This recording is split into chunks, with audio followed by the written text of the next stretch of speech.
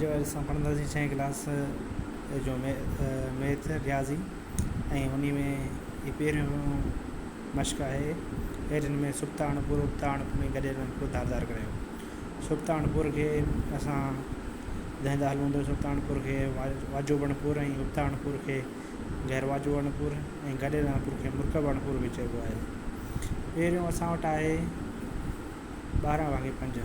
12/5 आहे मतिलबु त जेको जंहिंजो अंश वॾो हुजे ऐं छेद नंढो हुजे त उहो उबतो या गैर वाजो बणपुर आहे। जंहिंजो अंश नंढो हुजे ऐं छेद वॾो हुजे उहो सुबतो ऐं वाजो बणपुर आहे। ऐं सॼे में 3 सॼा 1/2 8 ऐं इन खे असां मुरकब अणपुर या गॾियल अणपुर चवंदासीं। 5/7 आहे। हाणे 5/7 में अंश वॾो आहे या छेद वॾो आहे। अंश हिते वॾो न आहे, छेद वॾो आहे, अंश नंढो आहे त असां छा चवंदासीं इहो सुबतो अणपुर आहे। ऐं 4/6 में बि इहो बि सुबतो अणपुर आहे। इहे 10 सॼा 2/4 इहो गॾियल अणपुर या मुरकब अणपुर आहे।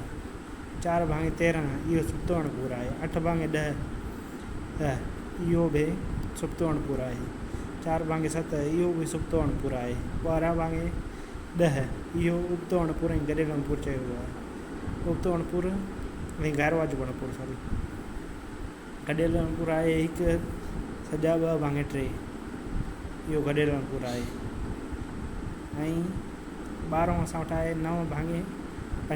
9/5 में 9 वॾो आहे त असीं इन खे चवंदासीं उबतो अणपुर। उबतो अणपुर या गैर वाजिबु अणपुर। 6 सॼा 2/5 इन में इहो आहे गॾियल अणपुर या मुरकब अणपुर। 2/9 आहे सुबतो अणपुर।